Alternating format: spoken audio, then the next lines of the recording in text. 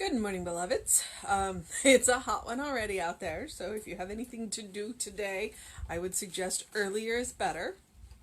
At least here in Houston, they're talking triple digits. I mean, the actual temperature's going to be like 96, 98. The feels like it's going to be triple. But, I mean, if you live here, you know. So, we also might get thunderstorms today, so that could be interesting.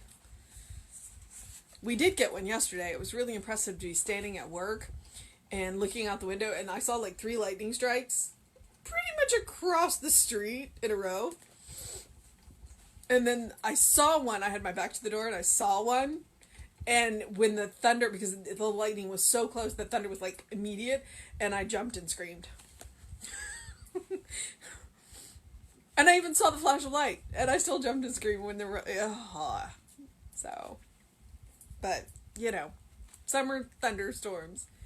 I enjoy thunderstorms to a point, but honestly, if it's gonna rain like that, I'd rather be at home so that I can enjoy the weather than at work when I'm supposed to be working. It also slows the day down because customers don't tend to come in when it's storming like that. It makes the day longer. So, all right.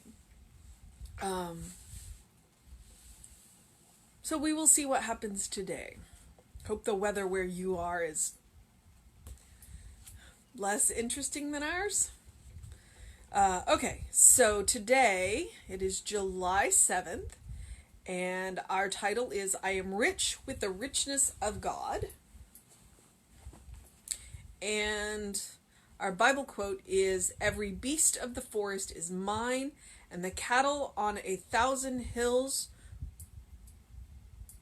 For the world is mine, and the fullness thereof."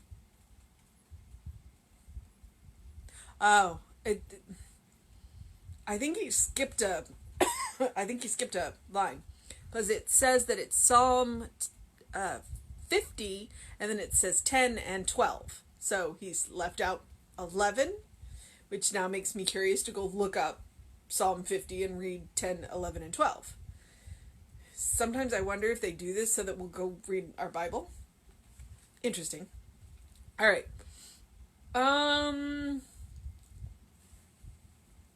Let's see. How beautiful was the thought of Jesus when he told us to consider the lilies of the field, how they grow. They toil not, neither do they spin. And yet I say unto you that even Solomon in all his glory was not arrayed like one of these. Jesus was telling us to identify ourselves with the abundance of nature, the constant outpouring of the divine life in goodness, in richness, in everything that makes for happiness and wholeness and success. God cannot fail. The divine will never fail us if we have implicit confidence in it. But we are so caught with fear and doubt and uncertainty that it becomes necessary for us to take time every day to reaffirm our union with the great outflowing givingness of life. This is the purpose of prayer and meditation. It is natural that we should wish for the more abundant life. It is right that we should accept it. God has already made the gift. It is up to us to receive it. Today, I receive this goodness. Today, everything that I am and have is increased by it. I identify everything I do with success. I think affirmatively, and in my prayers, I accept abundance. Whatever I need, whenever I need it, wherever I need it, for as long as I need it, will always be at hand. I no longer see negation or delay or stagnation in my affairs, but rather claim that the action of the living Spirit makes prosperous everything I do, increases every good I possess, and through me brings gladness and joy, happiness and success to everyone I meet. Everything I think about will be animated by the divine presence, sustained by the infinite power, and multiplied by the divine goodness. Okay. I might have some thoughts on this, so let's see.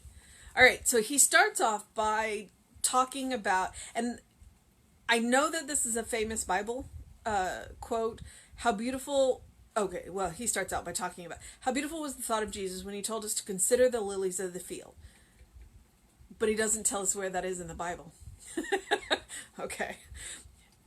Consider the lilies in the field, how they grow. They toil not, neither do they spin. And yet I say unto you that even Solomon in all of his glory was not arrayed like one of these.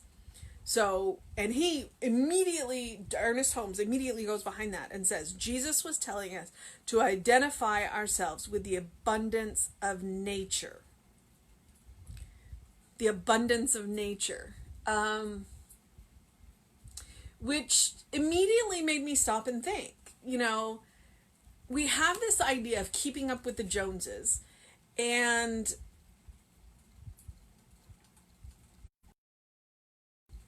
it's very materialistic, and I'm not saying that's bad, and Ernest wouldn't say that's bad, but if not having the latest iPhone makes you miserable,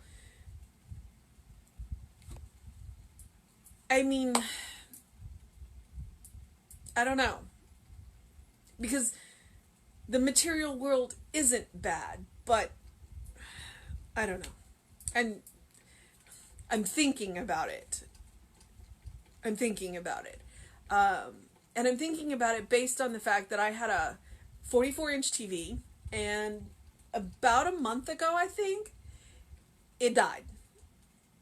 And we haven't replaced it. We did borrow a TV from a friend of ours, and it's like a 32-inch, so it's a lot smaller. And honestly, I'm finding that my eyesight is not as good as it used to be, so I can't read the crawl as well anymore.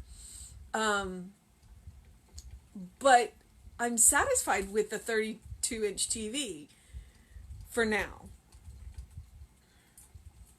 I don't know. Okay. I don't need the biggest and the best TV because I'm happy? I'm just... Okay. Okay, maybe that's what it is.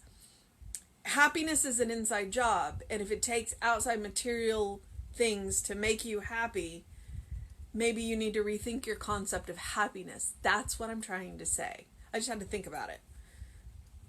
You get to watch me process. Okay. So Jesus was telling us to identify ourselves with the abundance of nature, the constant outpouring of the divine life in the goodness, enriches in everything that makes happiness makes for happiness, wholeness, and success. So I think that's what I was trying to get to, is like, what defines happiness, what defines wholeness, and what defines success?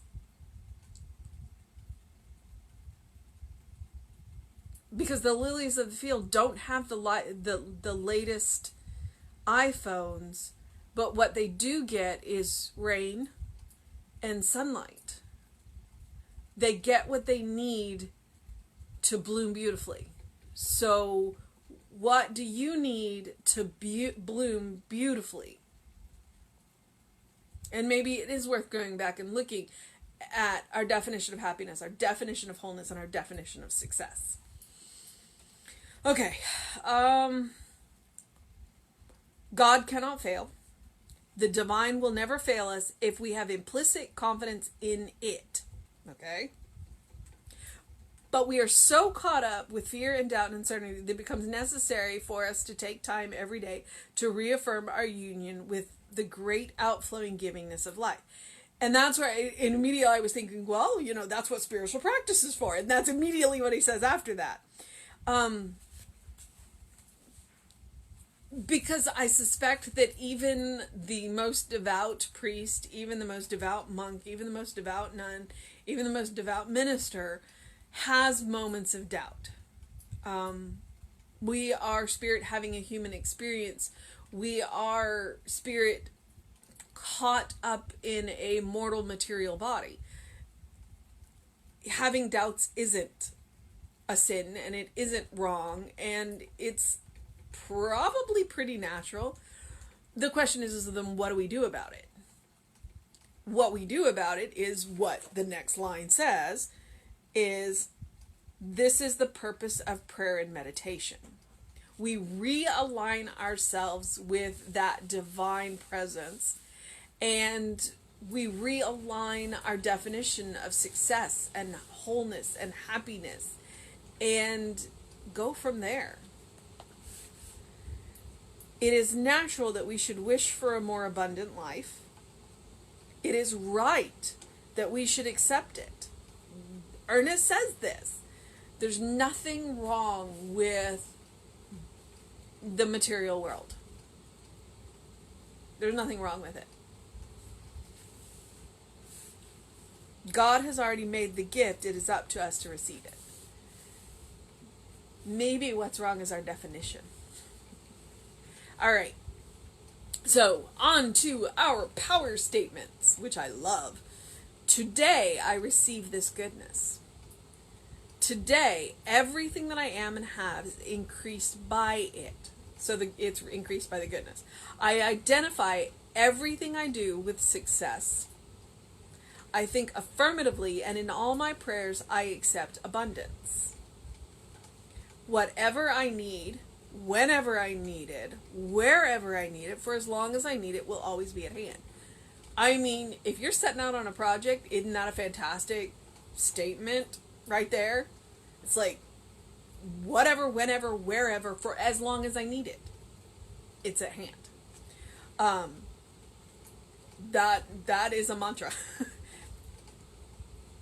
So, I no longer see negation, delay, or stagnation in my affairs, but rather claim that the action of the living Spirit makes prosperous everything I do, increases every good I possess, and through me, that's an important statement, not to me, but through me, brings gladness and joy, happiness and success to everyone I meet.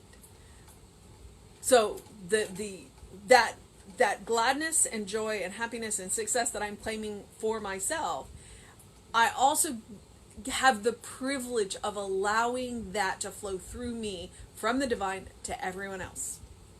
To everyone else. Everything I think about will be animated by the divine presence, sustained by the infinite power, and multiplied by the divine goodness. And that is a realignment.